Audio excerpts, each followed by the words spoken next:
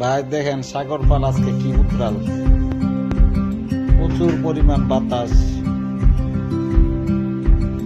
দেখেন কি ঢেউ উঠতেছে, দেখেন মাশাআল্লাহ কত সুন্দর ঢেউ।